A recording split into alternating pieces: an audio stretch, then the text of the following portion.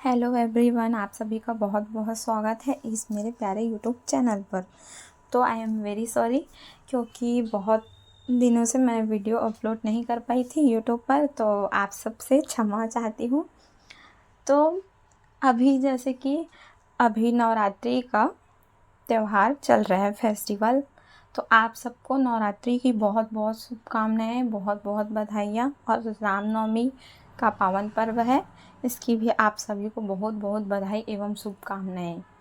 भगवान राम एवं माँ सीता का आशीर्वाद आप सब पर हमेशा ही बना रहे। तो हैप्पी रामनवमी आप सभी को।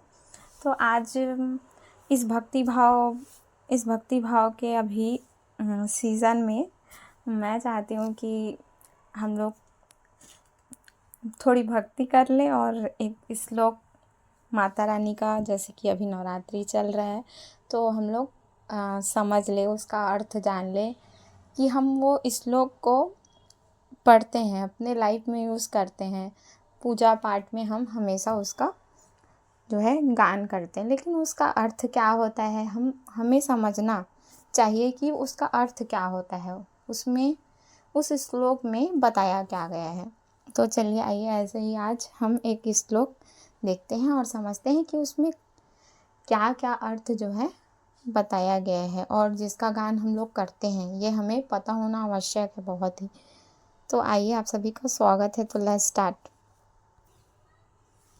तो माता रानी का बहुत ही पावन एक श्लोक है, माँ काली का, जिसे आप सभी जानते हैं और आप सभी को अच्छी तरह से वो श्लोक याद होंगे और आप उसका यूज़ हमेशा करते आ रहे हैं। लेकिन आपको ये नहीं पता कि उसका अर्थ क्या होता है। बहुत लोगों को पता भी है और बहुत लोगों को पता भी नहीं है। तो मैं कोशिश करूँगी कि उसका अर्थ क्या होता है मैं बता सकूँ। इतना सामर्थ्य मेरे में भी नहीं है कि मैं माँ की स्तुति का गान कर सकूं या उसके अर्थ के बारे में मैं वर्णन कर सकूं। तो जितना मेरे से बन पाए मैं आपको समझाती हूँ, क्योंकि ये चीज़ हमें जानना बहुत ही ज़रूरी है। तो आपको पता है जैसे कि माँ का स्थान बहुत ही सर्वोच्च माना गया है। तो हमारी माँ दुर्गा माँ, काली माँ, लक्ष्मी माँ, सरस्वती माँ, ये तीनों ही देवियाँ बहुत ही इम्पॉर्टेंट है। लक्ष्मी, सरस्वती, काली, हमारे जीवन में इन देवियों का बहुत ही महत्व है, क्योंकि हम जो भी एक्टिविटी करते हैं उसमें ये तीनों जो है कनेक्टेड रहती है आपस में। तो माँ काली का हम आज एक श्लोक देखने जा रहे हैं। तो चलिए आइए देखते हैं। जैसे कि आपको पता है कि माँ काली का श्लोक है, ओम जयंती मंगला काली भद्र काली कपालिनी दुर्गा क्षमा शिवा धात्री स्वाहा स्वदा नमोस्तुते। आप ये जानते ही हैं और इसका गान भी करते हैं और आपको याद भी है। लेकिन इसका अर्थ क्या होता है? तो इसका अर्थ है कि माँ, ओम जयंती, ओम जो है परमेश्वर है, ये पता है। जयंती माँ का बहुत ही प्यारा नाम है। माँ काली का नाम जयंती है। जयंती अर्थात जय दिलाने वाली, आदमी को विजय प्राप्त करवाने वाली माँ जयंती।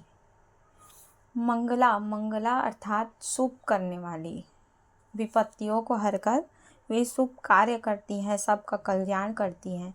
और काली मतलब माँ, काल चक्र, काल की देवी, जो कि काल से भी परे है, जिसके सामने काल की भी कोई वहाँ नहीं चलती, वो सबसे सर्वोच्च है। और भद्रकाली, भद्रकाली अर्थात माँ ने दुष्टों का, दुराचारियों का, राक्षसों का संहार करने के लिए जो भद्र रूप, अपना रौद्र रूप धारण किया था, उससे इसका तात्पर्य है भद्रकाली। कपालिनी, कपालिनी का अर्थ है कपाल यानी खोपड़ी धारण करके, जिससे वे राक्षसों का लहू पान किया करती थी। राक्षसों का वध करके लहू का पान किया करती थी, किससे? कपाल से। तो वो कपाल धारण करती थी हमारी माँ जगदम्बा। दुर्गा क्षमा, दुर्गा, यहाँ दुर्गा क्या है? दुर्गा अर्थात दुर्गम दैत्य का संहार करने वाली। जैसे हमारी दुर्गा माँ ने दुर्गम दैत्य का संहार किया, तो उसका नाम क्या पड़ गया? दुर्गा। एक अर्थ यहाँ निकलता है। इसी का दूसरा अर्थ है कि दुर्गा अर्थात जो विपत्तियों से बचाने वाली, विपत्तियों से बचाने वाली, कष्टों से बचाने वाली। क्षमा, क्षमा अर्थात जो सबको क्षमा प्रदान करने वाली है, जो कितने भी बड़े हमसे अपराध क्यों ना हो वो पल भर में हमें क्षमा कर देती है। शिवा, शिवा अर्थात भगवान शिव की शक्ति शिवा, माँ पार्वती। धात्री, धात्री का अर्थ है माँ जगदम्बा का नाम है, एक नाम धात्री भी है। धात्री का अर्थ है जो ब्रह्मांड को धारण करने वाली है और ब्रह्मांड को चलाने वाली है, ब्रह्मांड का पालन पोषण करने वाली है। फिर इसके बाद होता है दुर्गा, क्षमा, शिवा, धात्री, स्वाहा। स्वाहा, स्वाहा भी माँ दुर्गा का एक नाम है। स्वाहा से जिससे हम लोग यज्ञ में आहुति देते हैं तो स्वाहा शक्ति से ही वे देवताओं को प्राप्त होता है। तो यहाँ माँ दुर्गा की शक्ति स्वाहा है जो मदद करती है देवताओं को आहुति प्राप्त करने में। और स्वाहा के बाद क्या है? स्वधा। दुर्गा, क्षमा, शिवा, धात्री, स्वाहा, स्वधा। अब स्वधा क्या है? स्वधा भी माँ दुर्गा की एक शक्ति है। माँ दुर्गा का नाम ही क्या है? स्वधा है, जो क्या करती है? पितरों को जब हम लोग कुछ भी प्रदान करते हैं तो वो किससे मिलता है? स्वधा, स्वधा शक्ति से उनको क्या होता है? प्राप्त होता है। माँ की कृपा से उनको प्राप्त होता है। नमोस्तुते। ओम जयंती मंगला काली भद्रकाली कपालिनी दुर्गा, क्षमा, शिवा, धात्री, स्वाहा, स्वधा, नमोस्तुते। नमोस्तुते माँ, आपके चरण में मेरा कोटि कोटि प्रणाम है, वंदन है। तो इसका अर्थ आपको समझ आ गया कि इसका अर्थ क्या होता है। इस श्लोक में माँ के अलग अलग नाम बताए गए हैं, जिसमें क्या है, हम माँ को अलग अलग नामों से पुकार कर हम माँ को नमस्कार कर रहे हैं।